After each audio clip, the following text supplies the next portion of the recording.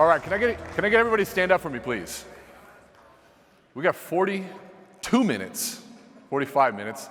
We're gonna hit it right on the dot. I want you guys to leave here today with some really important things. Rah-rah is great, energy's great, stimulation's great, but it's not gonna serve you tomorrow. Decisions that you make today that you follow through on will. And so we gotta figure out, how do we pierce through this reality of coming to events like this, having these great ideas, and going back home and doing absolutely nothing with them. Are you guys okay with that plan? I don't know if I hear you. Okay, 6 of you. Are you guys all okay with that plan, yes or no? Say yes. Okay, good. So now, I want you to let this sink in for a minute, because I want to talk about influence and why. The best way to understand what influence is to think about the opposite of it. I want you to imagine walking in a room and no one noticing. Telling a joke and no one laughing. Sharing an idea and no one caring. Selling a product, no one buying. Casting a vision and absolutely no one following. How do you feel? Some people say awful, bad. Some people say invisible. I would say that the feeling of the word is insignificant. That I'm trying to be a cause to the world and I have no effect. I try to do something and nothing happens. But now, think about it from this perspective. The word, I think, is insignificant. Imagine being in a meeting and you felt insignificant. You'd probably ask yourself, why am I in this meeting? Imagine being in a relationship, feeling insignificant. You'd probably start asking yourself, why am I in this relationship? Imagine being at work, feeling insignificant. You'd probably start asking yourself, why do I even work here? Now, sadly, this is the hard part. It's so many people right now are walking around every single day feeling insignificant. And you can imagine the words going through their mind, the questions, why am I here? I think we've all met somebody like that. See, influence is so much more than persuasion. It's so much more than selling and marketing and part of your work. Influence is about the mark that you leave on this world. And I want to prove it to you. Think about it now, bring influence back. You walk in a room, people notice. You tell a joke and people laugh. You sell a product, people are buying. You share ideas, people love them. You cast a vision and you watch people mobilize and take action. How are you feeling now? Some people say purposeful, significant. I feel good, I feel better. See, to me, it's about significance. Influence is about the mark that you leave on the world. It's about saying, I lived, and as a result of me living, this happened. And that's where I want you to hear everything I'm talking about here today. Yes, it will help you sell more. Yes, it will help you grow your social media. Yes, it will do all of those things. But it'll do something a lot more powerful. Because before, without influence, why am I here? Which is another way of saying, what's my purpose here? But yet you have influence, all of a sudden you say, I know my purpose. Influence is the direct line of sight, the life hack for finding your purpose. So now, to do that though, we have to manage something really important. My good friend Todd Duncan's in the back here. We had a great conversation, what he covered, by the way. He is the godfather of selling, persuasion, relationships. And my favorite part of his message is that he said it's connection first, conversion second. It's not showing up and getting a conversion. It's about taking the time to connect with people. The refi boom ruined that for people. Because you know what your presentation was during the refi boom, or this last few years? It wasn't connection first. It was, what's your social security number? Because you had to get the influx of all the business. But now we're going, business is bad. I'm gonna challenge you on that.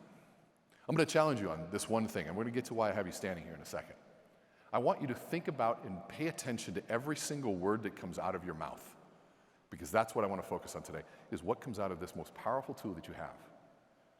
What's interesting is that what we speak into the world bypasses our ego and goes right into our soul, and it becomes real. And we have to be really careful about the words that come out of our mouth. Now, to do that, though, we have to manage energy. Like Todd said, connect first. We have to connect with one another. We have to connect with where we're at. We have to be present. So I want you to pay attention to the energy in the room. You just ate. You're here in Vegas. You probably have clients calling you. You have customers calling you. You have people. You have things you want to do, parties you want to go to. Pay attention to the energy in the room. And I'm going to have you do one thing. I want you to greet 3 people, but I want you to say this. Hi, my name is, and today I'm here for, and I want you to give one word. Growth, learning, connection, whatever your word is. I want you to do it with 3 people, but I want you to do this. As much as I want you to be a student of everything I'm talking about here today, I want you to be a student of how it feels before, like right now. Even take a look around, look at the body language, because you're going to watch something very different transpire. And then I want you to pay attention to afterwards. 3 people, why you're here, go.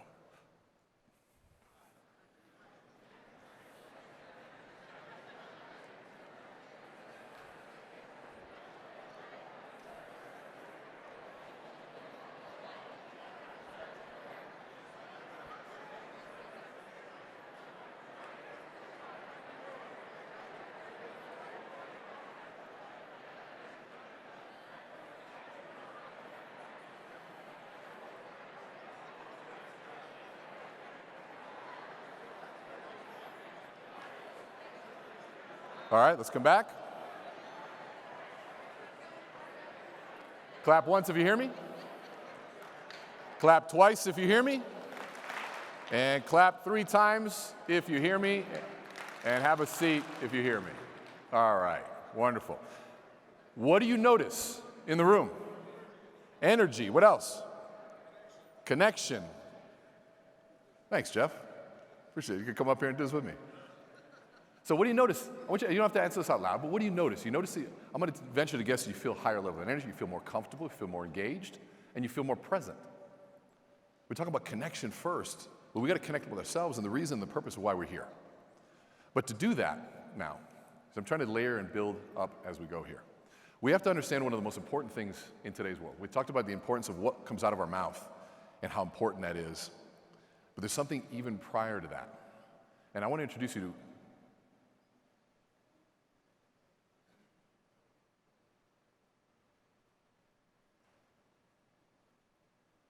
to one of the most important parts of your brain that just happened right now. I want you to go inside and ask yourself what just happened. Here I was talking, and I stopped talking. But I'm going to guess something started talking for you in your brain. Think about it. What just happened? Some of you probably said, what happened? Did he forget his line? Does he have to pee? What's going on? And so what happened was that created a little silence. But that's not what happened in the brain. What happened in the brain is it created what's called a narrative gap.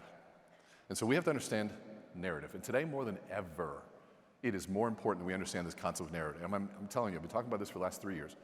And right now, you're going to start seeing that word come up everywhere. Narrative, because people are finally starting to understand what it means. A narrative is a construct of reality, which means we use narratives to construct and understand the world around us. First job of the brain is to keep us alive. That's number 1. Second job is to make sense of everything around us and the stimulus. So I introduced you to, when I went silent, that is the second most important job of the brain, is to figure out what the hell did René just do? And what just happened? So we have this narrative line of life. And a narrative, by the way, is a beginning, a middle, and an end. It's a story. It's not always a once upon a time. The fact that 3 to 4 years old, our brain starts realizing that our life is really dictated by narrative, a story, a beginning, middle, and end. Dad is hungry, beginning. He walks to a fridge and grabs something, middle. End, he's not hungry anymore.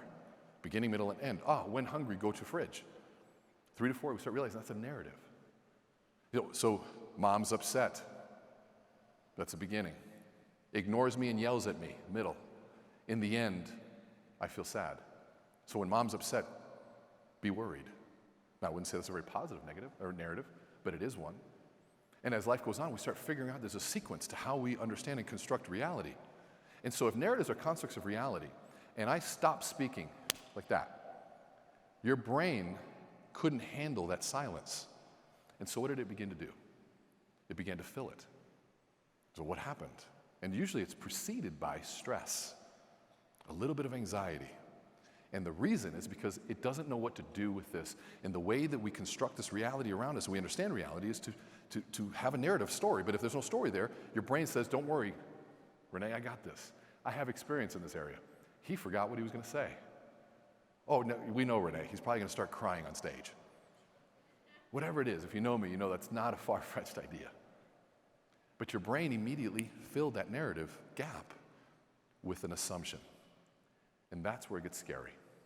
How many narrative gaps do you think are happening every day in your life? It's endless. There's no way that every single piece of knowledge can be communicated throughout the day, which means if there's a lot of these narrative gaps happening every day, and your brain immediately fills it That means is that most of our life is an assumption. That should scare the shit out of you. Because what do they say about assumptions? Right, but now, let's play this out. Let's pretend we all work for the same company, and our CEO doesn't show up. Right, one person over here says, oh, John didn't show up again? He's out probably getting another yacht. I don't know how many yachts he needs. It's one way to fill the gap. But somebody over here at the same meeting says, wait, hold on a second, John didn't show up? Let me call and see if he's okay. Another way to fill the gap. So here we have two completely different assumptions being made for the same narrative gap, constructing two completely different realities. One, that he's a greedy bastard. Two, something must be wrong, I gotta check on him. Same thing, but isn't reality reality? Shouldn't it be the same thing? Somebody walks in to a networking event and says, oh my God, best opportunity to be a loan officer ever. Another person walks into the same event and says, we're dead. Two completely different ways to fill the same gap. But what does it come down to? What does it come down to? Well, so let's go back to this person over here who says, so John, he's out probably getting another yacht. My guess is, because we filled that narrative gap with an assumption, but why was it different? It's because we had a different source of the assumption. Well, maybe this person doesn't know John at all, but he knows leaders, and in his experience in life, leaders are greedy, and all they want is money. And so the brain says, he didn't show up. Brain goes, we got it. We know he's a greedy bastard. He's probably going to make some sarcastic joke about him getting another yacht. Now, maybe over here, the one that went to empathy and concern, what if she knew John's story? And John was actually on the way to the hospital before the meeting to check on his daughter. And all of a sudden, he didn't show up to the meeting, and so she says, wait, hold on a second. He was at the hospital to see his daughter, not here. Let me see if everything's okay. Both pulled from a source, but one pulled from their own story and their own history. And over here, she pulled from John's story. I wrote this idea for Chief Executive Magazine 6 months ago because I wanted to test what I felt would be what I think is the underlying cause of the Great Resignation, where 76% of people want to leave their current employer. And what I said is because we had absent leaders that didn't fill the narrative gap. 50 years ago, most people died very close to where they worked, to where they lived. If you went to school, we went to play baseball with your kids, probably one of your coworkers was the coach, if not your boss. You went to get a haircut back when I needed one. Maybe they were sitting in the same hair salon as you were. You went to church, you saw people that you worked with every day. You saw your boss, your coworkers every day. And what that allowed you to do is understand the nuances of relationships, the facial expressions, the timing of communication, how they do it. You knew when they were joking, when they weren't joking. You had all those nuances down because you had proximity. But now with the advent of technology, the advancement of transportation, the advancement of communication, people started slowly moving further and further away from these tight-knit communities.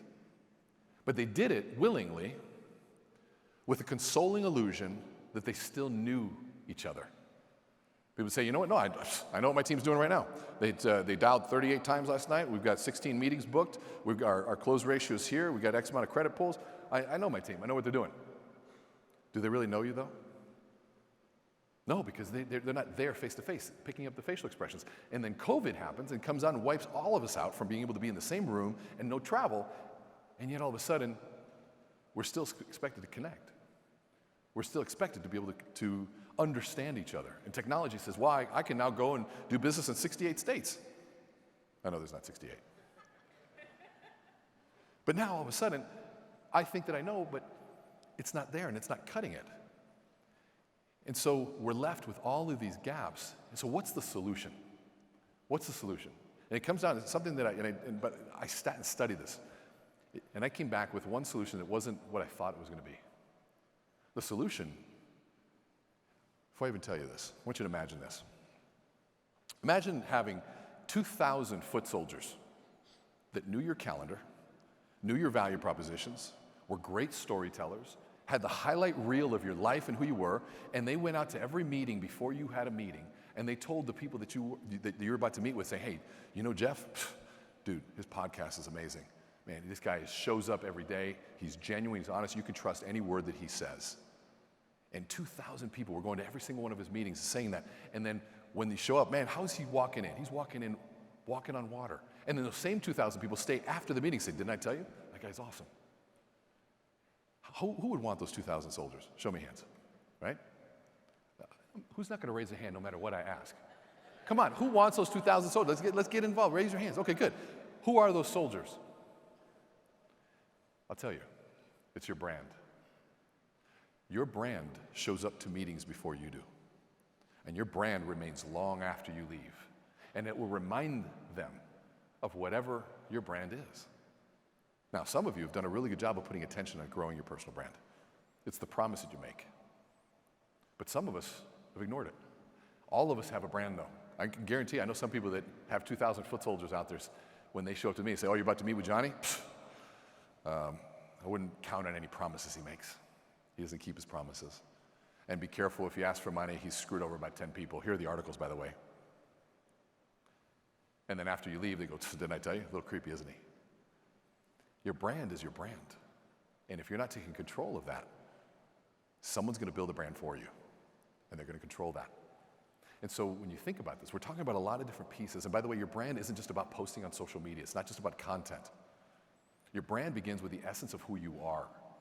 The thing that makes it most effortless every day that you can do, that promise you know that you can keep. People misunderstand branding. And it isn't about a logo. It's not about colors. It's about emotional promise. I'll give you an example between a brand and a logo.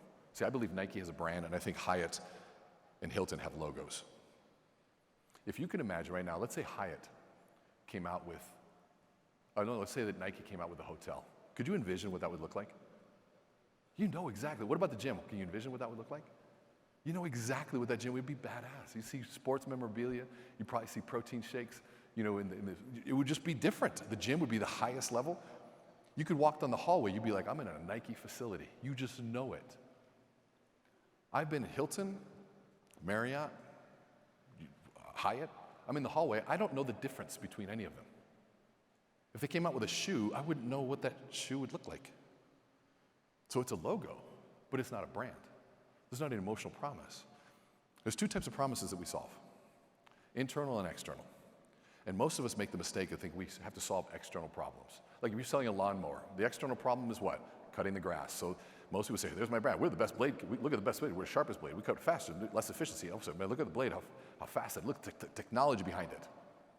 But what's the internal problem that we're solving if we're selling lawnmowers? Think about it. What's the internal problem? The internal problem is so your neighbors don't talk shit about your yard. Who here, they say, well, this is like, sorry, crap, we got to get this fixed, because you know that everyone's going to start talking. That's the internal problem. And so your commercials and your brand should be about pride and being in the neighborhood and being a contributing member of this whole thing and the emotional inner challenge that you're solving. So I challenge you to think, what inner challenge are you solving for your customers and your realtors? It's not about getting a mortgage. It definitely is not about getting a mortgage. I want you to sit and think about what that might look like. So we have this concept of narrative, that right now the media understands the power of this. It's a race. Politicians understand the power and the need for narrative, because those narratives construct reality. But so do your competitors. And right now, each one of you needs to be able to take that into account and say, okay, so if I've got these 2,000 foot soldiers, and people say, well, I don't have a big social media following. Okay, well, have you ever seen 1,000? Let's say, oh, I only have 1,000. I used to think that. Now we have 1 million on TikTok, 195,000 on Instagram, and that happened within a 6-month period because we understood the formula. But I used to think, and the thing was to stop thinking about the following and start thinking of who is following and how do I serve them. Well, I only have 1,000 followers. Well, look at the room. How many people would love to be in front of 1,000 people sharing your message? Well, you are. Virality isn't the goal, by the way. It's not the goal. It's cool, but it really doesn't do much, especially what you're doing. Your goal is to connect with those who are connecting with you. Serve those that are connecting. If it's 500, it's 500. If it's 1,000, it's 1,000. But how do you add value to those people? That's what we need to understand. And so, going back to this concept of what we say, this is where I really want all of this, because the narrative, it's the brand, there's a promise, but we have to manage first the essence of who we are, and that's how we speak, the words that come out of our mouth. I ask people, I've been doing this for the last 8 months, I ask leaders, I say, hey, so how's the market treating you? And I say it with a smile. And I can tell with their response immediately how I know their entire organization. I say, hey, how's the market treating you? Oh, we're just we're just trying to keep our heads above water. It's just been one of those, man, I've never seen it like this before. Now, immediately, I know exactly how their entire organization is thinking, feeling, and acting. Yes, there are people that work with me. Hey, we're just trying to keep our head above water. Now, every once in a while, you find somebody, you say, hey, how's the market treating you? And they say, you know what? This is when we thrive. We've been waiting for a moment like this. Yeah, it's hard, but so what? Good things are hard, and we're there. We're going to outlast it. And that is the difference between what I've seen in the elite performer and the one that's just trying to get by. You ask a Navy SEAL and how they respond in war. They said, the moment that I get scared, I get happy. I was like, what? They go, yeah, because if I'm scared, as trained as I am, I know my enemy is way more scared than me. And so we all just look at each other and we smile and we say, this is why we're here. This is what we trained for. And so I want to challenge you, as we're here all together in Las Vegas, and what you leave is what words do come out of your mouth? What do you say, and how do you answer that? And what is your response? How do you combat that? How do you set the narrative? Do people even trust you? Because that's the goal. We all want to be a trusted source of the narrative gap, but what if people aren't listening to you? What if your kids don't look to you to say, hey, mom, dad, what do you think of this? And they go to their friends. What if your customers and your referral partners go to someone else other than you? That means that you aren't a trusted source. So if I were to tell you, I want you to make one commitment to be this year is the year that I focus on influence and becoming the trusted source of the narrative gap for the most important relationships in my life. That's how we win. So to do that, I want to give you an example, but I need a volunteer. Now, here's the thing. I need a volunteer, somebody who has not seen me do this before, okay, and that isn't coming up here because they just want to get on stage and grab the microphone and run, but somebody that actually maybe feels like they don't have a story, doesn't feel like they're good in front of a room, and don't know how to answer that question. Can I get one of those mics too? Can I get a volunteer? Who's willing to come up here? Who's that?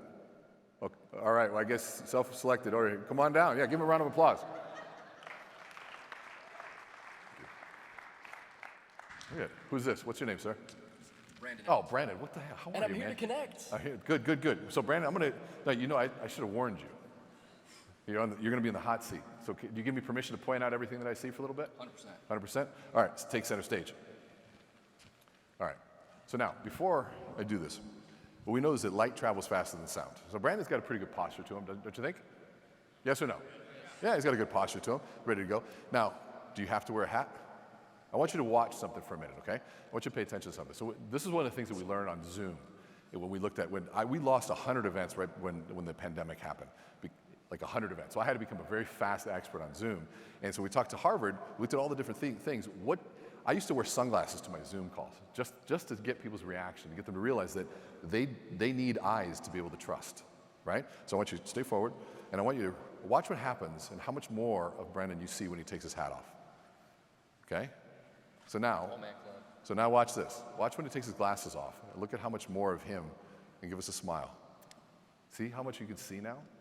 This is, we end up covering some of these different elements when we have hats on and glasses. Now, that doesn't mean you can't put it back on, but we need to make first impressions that way. So let's leave that down there as you do this. All right, so I'm going to ask you some unfair questions. You ready? Yep. Who are you? What do you do? What makes you unique? My name is Brandon Allen, and I help people understand what it takes to be the best versions of themselves. All right. So now, was that a holy shit, that was amazing? No. See, thank you, Cheryl. No, guys, hold on. We need to be honest with him. Would anybody go, oh my God, I need to meet this guy because of that? No. So we're going to judge this on a 1 or a 0. Was it a 1 or a 0? 1, you're moving towards influence. 0, you're moving away. Maybe 1.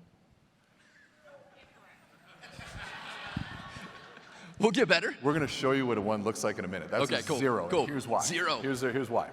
So he said, hi, my name is Brandon. I'm a mortgage professional. And what was the thing you said? See, I don't even remember. What was it? I help people understand what it takes to be the best versions of themselves. Okay, best versions. We've all heard that before. And so what happened was he fell into what we call the question trap, which means it's 3 things. 1 is most people don't put much thought into the questions that they ask. Who are you? What do you do? What makes you unique? 2nd, we feel compelled to answer the question as asked, even if it's a dumb question. And I asked you a dumb question, but you fell right in line. 3rd, the person asking the question is leading. So watch what happens when we put all 3 of those together. I feel compelled to let somebody lead me down a path that they didn't put much thought into. You like that scenario?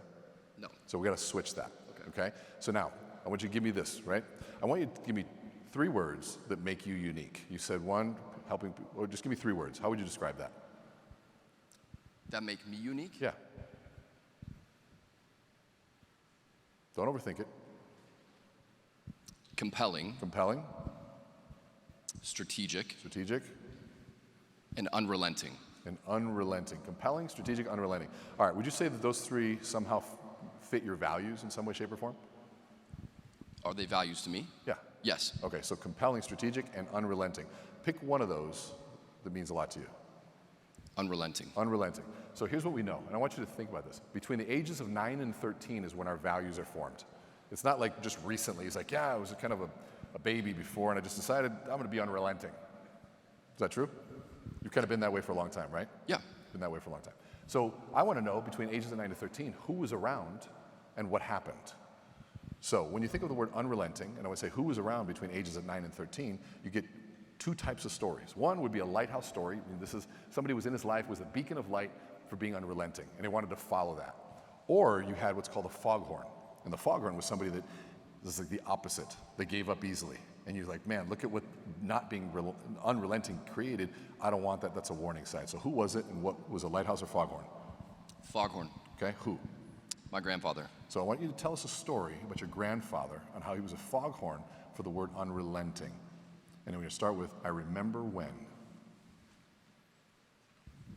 Is this supposed to be a positive or negative story? The foghorn would be, it's a difficulty. Yeah. So I remember when I was 12, I was struggling to understand the dynamic and the balance between delivering what my father and what my mother wanted from me. On my dad's side, it was very much so metric-based. He wanted me to be a perfectionist. He wanted me to toe the party line of the family. And my mom wanted me to be caring and a sweet boy, but had very different value systems. And I spent 50% of my time at one home and 50% of my time at the other home, much like many divorced kids growing up. And what it did is it shattered my ability to know who I was. I didn't know what my favorite color was, what type of music I should like, what type of friends I should hang out with for me. And my grandpa, one day when I did something that went against my father, his son's value systems, he said, "You are no longer an Allen. We're taking that identity from you." And it was devastating. And it was in the 3 months after that that I realized that I really liked the color orange. And sometimes I like country, and sometimes I like emo, and sometimes I like hip hop, and sometimes I like the Gaither vocal band, depending on the mood that I'm in. And so by removing myself from the expectation of this demigod figure in my life, it allowed me to find very small pieces that continue to shape me to this day, and I still am finding out pieces of who I am and what I want to be. And so I want you to fill in the gap now by saying, and the reason I share that story with you is this, and you're talking to a group of referral partners. How does that translate into that? The reason I share that with you is this. The reason that I share this story with you is because in an industry that promotes toxicity, we can very easily fall into the trap that we lose our own identity. And yet our identity is what makes us unique. Our identity is what makes our clients love us and know who we are as people and know how to tell their friends and family about us in ways that makes us pronounced in who we are and what we give them. So what I do as your lender, hit home on unrelenting for them. What's it mean to them? So what I do as your lender is help you overcome the emotional pitfalls that come from making very emotionally charged decisions with false logic. So in the end, you have the result that is actually going to propel you forward towards the goals that you shared with me today. So is that a little different answer than his first one? Yes or no? Give him a round of applause if that was a different answer. So now, Nervous. I am.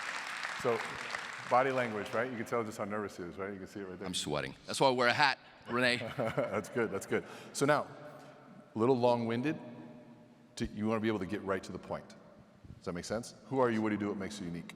And so, where did your grandfather play into this? Because I didn't hear that. Just tell us short. He was the one that I looked up to. So he was not a foghorn, he was a lighthouse to you. Because your parents left you in the dust, he was that, correct? Yes. Okay, so now, the goal of this is to take the story. By the way, how many of you, by show of hands, felt connected to the story that he shared at the beginning? So immediately, there's the connection first. And then you deliver, right? So when they took his name away, it was like, oh man, you felt that. The moment that you feel that is the moment that you connect with Brandon. And so the reason I share that with you, this is how you make a stronger, clearer piece, is that so many people that we work with right now, whether realtor partners or end clients, feel the way that I felt. What they knew was real for them isn't anymore. Who do they believe? Do I believe my father, my grandfather, my mother? Do I believe the media, the politicians, my family? Who do I believe? But for me, it was my grandfather. He was the one that I knew no matter what, I could trust. I watched him be an unrelenting soul. He's the one that I modeled my life after. And as we do business together, I want to be the person for you that my grandfather was for me. So when you need a question answered, you can count on me to do that. You see how that connection gets made? You want to be your grandfather, don't you? In some aspects. In some? Well, I don't ever want to take somebody's name away from them. Oh yeah, well, forget that part, right? Well, you forget that part, but in the sense that he was your hero, you said, right? Yes. Okay, so that's the point. The point is you want to be able to bridge those two pieces together to be able to do that. Does that make sense? Yes. So I want you to do that in 30 seconds. Okay? That means you got to be able to snip out what doesn't matter and get clear on the message. Don't get long-winded. As much as necessary, as little as possible. Who are you? What do you do? What makes you unique? My name is Brandon Allen. I'm an unrelenting soul. No, you got to start with story. Oh, okay. This is important. The importance of sequence. So my grandfather, or my parents were this. My grandfather was the lighthouse to my life that I looked up to through a very tumultuous childhood. He helped me understand who I was, what I needed to deliver. See, I'm struggling here. Well, you're right there. So you want me to do it for you? Yeah, I'd love to see it. So it's real simple. So who are you? What do you do? What makes you unique? So I grew up, I had my grandfather, my mother, and my grandparents. So just like most family members, it was kind of a crazy time. It was times where either my parents were there, they weren't there for me. I was lost. I was so lost as they went through a divorce. I didn't even know what my favorite color was. I didn't know how to navigate those times when I was a kid. But my grandfather, he was always that true north, that person that I could always count on. And the reason I share that with you is because ever since a kid, I always wanted to be like that for my people that I work with, in my family, even friends. But now at work, I want to be that person that people count on, just like my grandfather. And so as we navigate a market like this, every single one of our customers and clients are going to need to be able to find somebody that they can trust. And that's who it is that I want to be, just like my grandfather. Does that make sense? Excellent. All right, round of applause for him. Thank you. Awesome, nice job. So, what I hope you got out of that is understanding the difference of watching what happens when we tell story first versus getting caught in that trap where we say, here's my name, here's what I do, here's how I do it, and here's why I want you to do business with me. It doesn't connect with the brain. But the moment that you hear that story, all of a sudden, there's something different that happens. The reason we love stories, by the way, is because right now, about 50% of our waking hours, we daydream. We're running scenarios on what's going on. And if I do this, then that. If I don't make this phone call, here's what's going to happen. You have this thing called the prefrontal lobe that's out there running future simulations all the time. I'll give you an example of how a future simulator works. I want you to imagine that Ben & Jerry's created an ice cream, and it's liver and onions. You want it? Probably not, right? So one, you've never tasted it, but you probably had a visceral response because your prefrontal lobe went out into the future, put those ingredients together based on past experiences, and all of a sudden now you're left with this taste that says, no, that's not good, and it comes back and reports and says, that's not good. Your brain is constantly doing that. And if we're doing that 50% of our waking hours, there's 2 times that we stop doing that. That means your customers are doing this, your realtor partners are doing this, your family, your spouse, your kids. But there's 2 times. One, life and death situation. Somebody holds a gun to your head, you're not future simulating. You're pretty present in the moment. But the other time is when people share a story. And the reason is fascinating. The reason we stop future tripping or future simulating is because that person is daydreaming for us. They're daydreaming for us. But now, what's the purpose of the daydream? The daydream is to create narratives. What's the purpose of the narrative? To construct our reality and help us gather and categorize memories. So if every time someone tells me the story, my brain is handing them the keys to the narrative. They're handing them the keys to the construction of reality. And if we buy into the story, that person can implant stories of love, of hate, of opportunity, of doom. We're handing that over. Because the brain doesn't know the difference between your story and mine. It doesn't know the difference. And if you don't believe me, how many here, anybody ever cried during a movie? We've all done that, right? Now, I hate to break this to you. Don't hate me. But those are actors. Yep, they're actors. They played it out. They didn't really win the championship game. They really weren't kidnapped. They didn't lose their wife. It didn't really happen. These are actors. But yet your brain doesn't know the difference. Because when a story is being told, our brains take on the role of the protagonist, the main character in the movie, as if it's you, and we feel our somatosensory system goes crazy, feeling all of the different things. And that is the closest and fastest way to create empathy and rapport, is when a good story is told. As long as we finish the story with this magic phrase of what this means to you is. And so you have to go back. And what I want you to do is go back. By the way, I want to show you two things. You guys want to see a really fast way to grow your social media? Yes or no? Okay, pull out your phones, go to Instagram. And pull up Learn with René. And then hit follow. Sometimes you just got to ask. And I got to tell you how often I didn't ask. But I also want to give you a gift. I want to give you guys a gift because I talked to Katie about this, talked to my wife in the back. I said, I want to be able to leave this and leave you guys with a gift. And we've got an incredible coaching program. And I want to give you guys a free month of what it is. That means you sign up, you get 2 coaching sessions in that group. You can quit afterwards, but I want to do and give our contribution to what this is about. So if you want that free session, scan that QR code right here, fill in your information, and you get that for free. So, as we leave, this is the most important message that I want to leave you with. We talked about the importance of becoming the trusted source of the narrative gap. We understood what happened when that silence happened, how our brain filled in and what was going on. We talked about how right now there's so many gaps in what's happening. But we have to get ready for the battle that we're about to engage in. Yes, this is a tougher time, but I want you to be okay with that. In fact, I want you to be somewhat excited of the fact that this is tough. And here's why. I was having a conversation with my son about what's the purpose of life. And he said, Dad, I think happiness would be the goal, wouldn't it? And I said, son, if happiness is your goal, you're going to be sorely disappointed because most of life is struggle and suffering, sacrifice.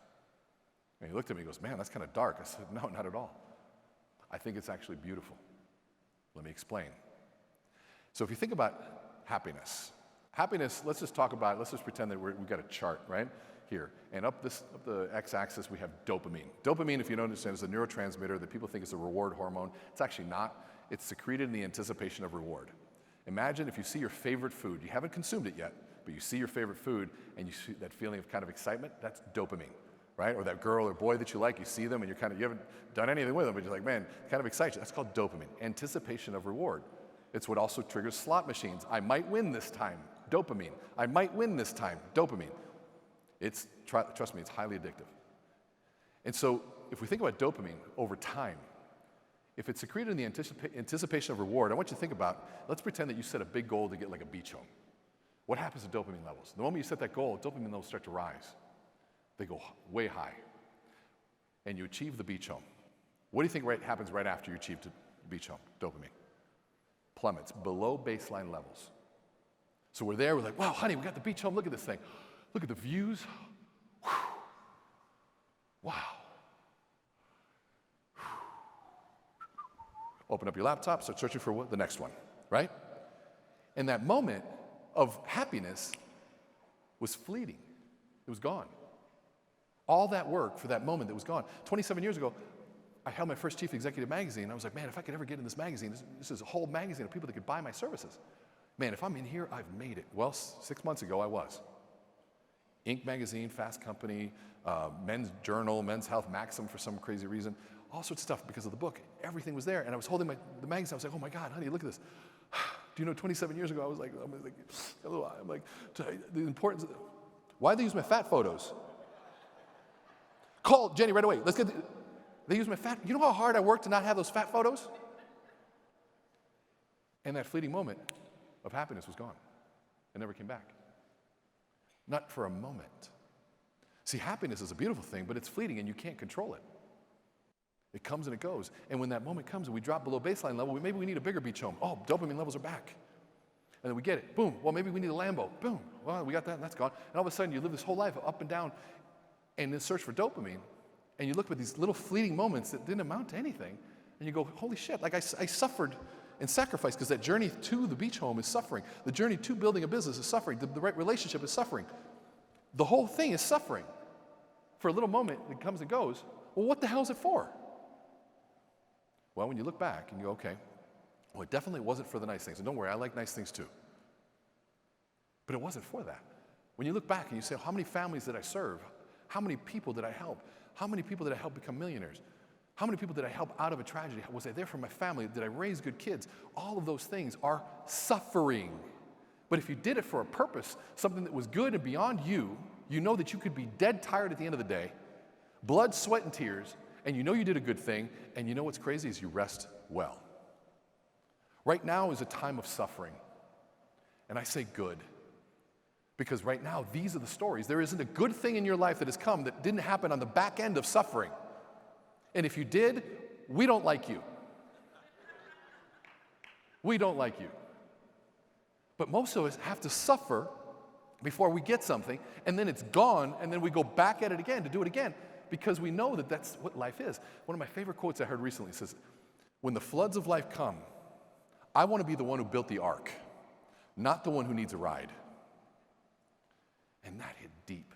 Because building the ark means suffering, means sacrifice, means discipline, and saying no to so many things. So when the time of need comes, I can be of value.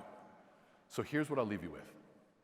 Right now, if you are in a moment of suffering, if business is harder, say good, because this is a story you get to share. And right now, you're not alone. That means you have to outlast. You've got to dig deep. You've got to figure out how the hell you're going to keep going, because everyone else is spending their time and energy talking about how stupid and how hard it is and ho-hum and what's going on, while you need to run while everyone else is walking. You need to practice when no one else is. You need to sleep when everyone else is partying. And you have to get up earlier and work a little harder. And yes, it's going to be for less, but it'll be more than the person that isn't doing shit. This is the time that you build your story.